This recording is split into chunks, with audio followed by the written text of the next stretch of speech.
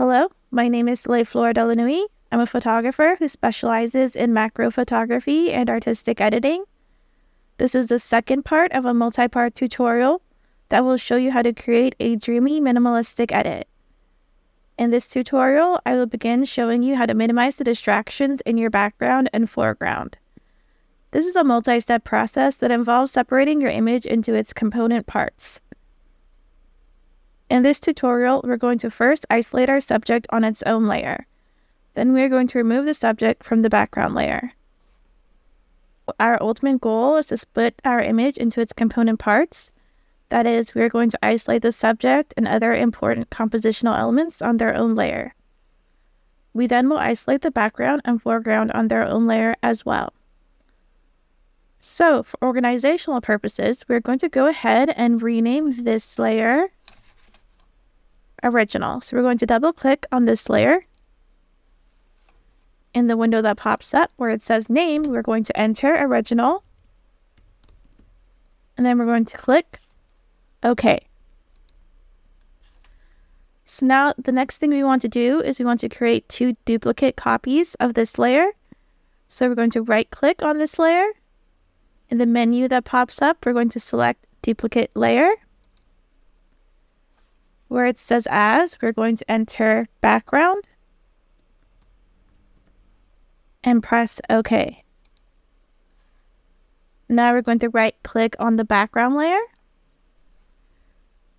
We're going to once again select Duplicate Layer.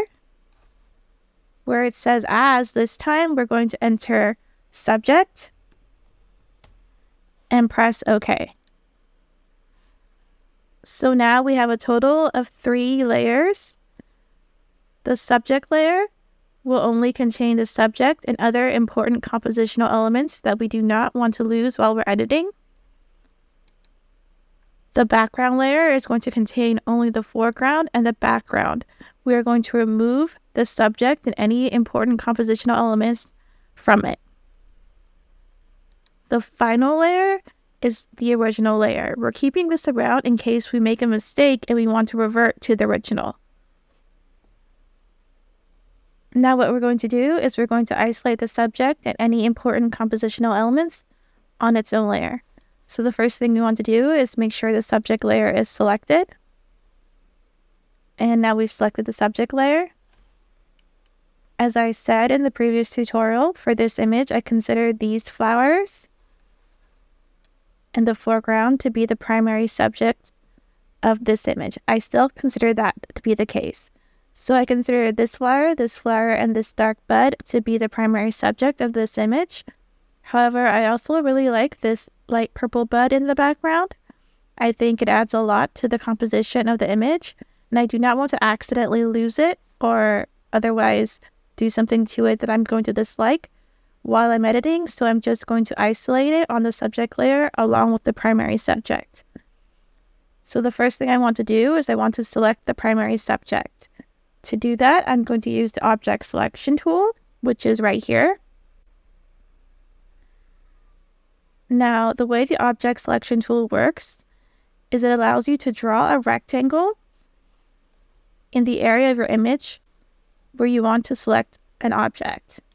Then it uses AI to determine what object you're trying to select.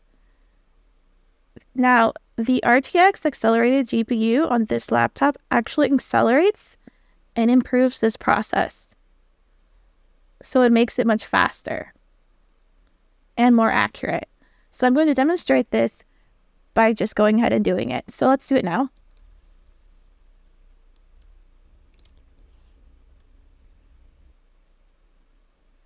And as you can see, that was lightning fast. Not only was it lightning fast, but it selected everything that I was interested in. So it selected everything that I consider the primary subject.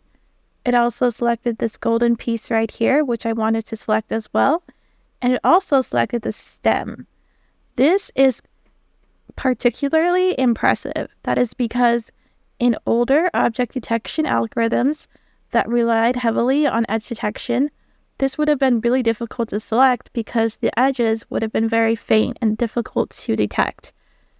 But this did an amazing job and selected everything I wanted lightning fast. So now what we're going to do is we're going to go ahead and select the other things that I find important. So we're going to select that purple bud in the background. We want to make sure that when we're doing this, we're not in this mode. We don't have this button selected. This will subtract from our selection instead of add to it. We want to make sure that we have this button selected. Okay, so now I'm going to use the object selection tool again, and I'm going to draw a rectangle around the bud in the background. And once again, that did an amazing job of selecting the bud.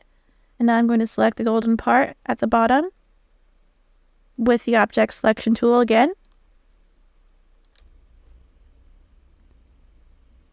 Once again, that did a really amazing job. So now I'm going to switch to the lasso tool, and this time I'm going to select the stem at the top. So this is an important compositional element, but it's not the primary subject.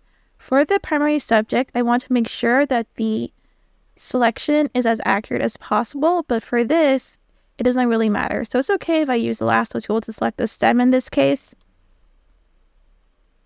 So that's what I'm doing right now.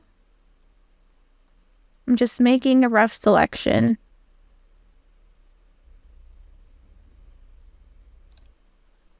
Now I'm going to go in and refine the selection. So I'm zooming in, using the lasso tool to refine my selection.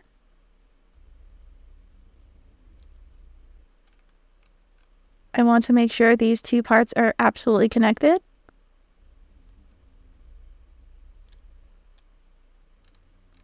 And I want to make sure that the faded parts of this golden piece is also selected.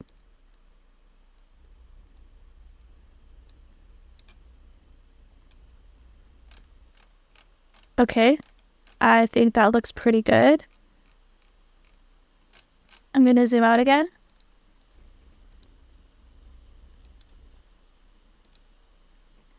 And now I'm going to go ahead and save this selection because I'm probably going to want to use it again.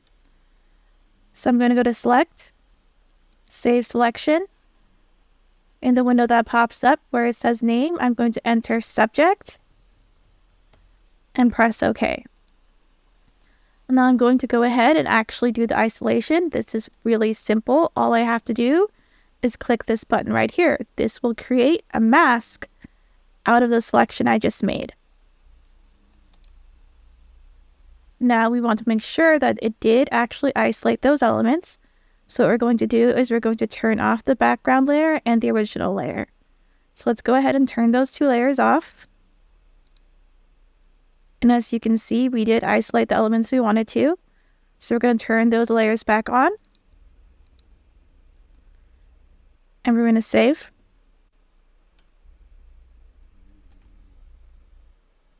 Okay, so the final thing that we're going to do is we're going to remove our subject and other important compositional elements from the background. That is, we're going to remove anything that we isolated on the subject layer from the background layer. Now there's a reason that we're going to do this. It is because we would like to eventually apply a blurring filter to the background. If we do not remove these elements and we apply the blurring filter, we're going to end up with a halo around our subject. I'm going to demonstrate this by just showing you what will happen. So I'm going to select the background layer and I'm going to apply a Gaussian filter. So I'm going to go to Filter, Blur, Gaussian Blur.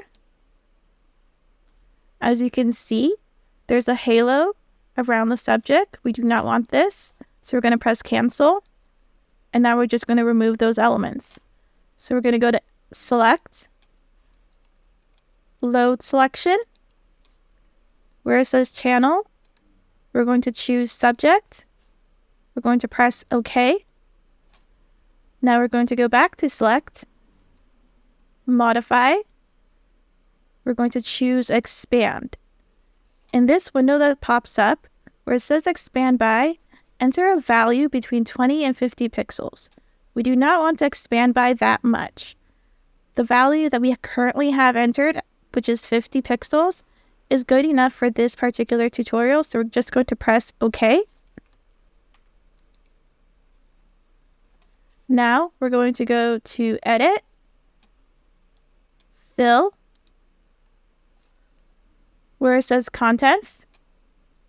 We're going to make sure we have Content Aware selected. That's the most important part. The rest of this stuff does not really matter as much. Then we're going to press OK. We're going to wait. Okay, it's done now. We're going to deselect our selection. So now we're going to turn off our subject just to see what happens to the background. And as you can see, everything that we wanted to remove from the background has been perfectly removed. If you did not know that there was something there before, you would not know now. Okay, so that's it for this tutorial. I hope you enjoyed it. Stay tuned for the next part. And also subscribe to NVIDIA's channel for more videos like this. Thank you.